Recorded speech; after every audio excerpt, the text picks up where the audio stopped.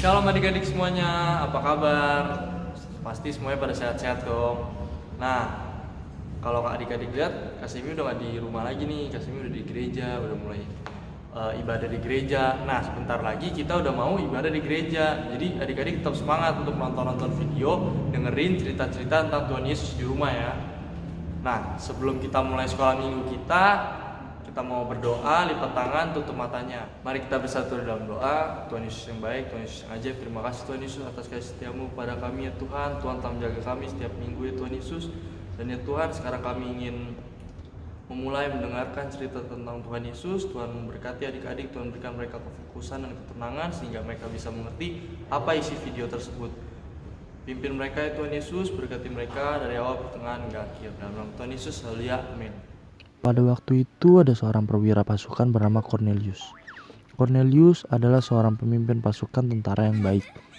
Walaupun dia bukan keturunan Yahudi, dia itu suka memberi, walaupun orang-orang yang diberikan itu adalah orang-orang asing yang tidak sebangsa dengan dia, dan dia juga ini taat sekali kepada Tuhan. Nah, tiba-tiba saat Cornelius sedang berdoa, datanglah seorang malaikat Tuhan berdiri di sampingnya lalu berkata, "Cornelius." Maka Cornelius terkejut dan takut. Lalu Cornelius bertanya, "Ada apa Tuhan?"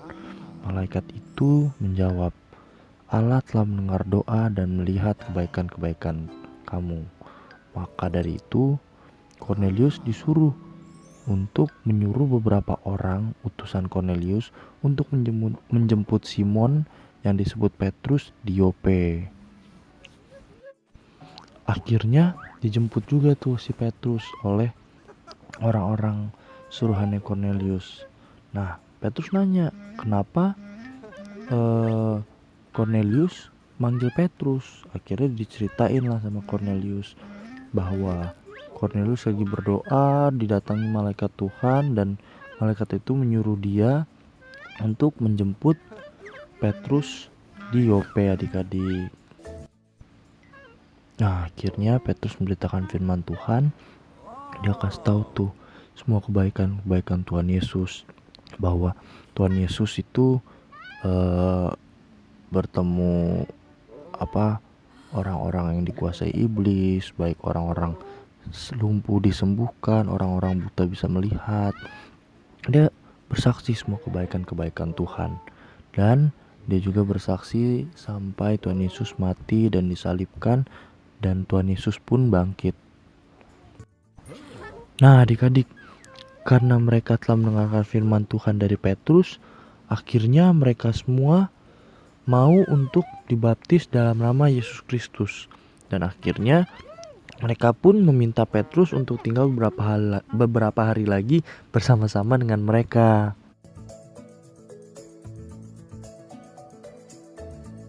Nah, adik-adik udah dengar cerita firman Tuhan tadi?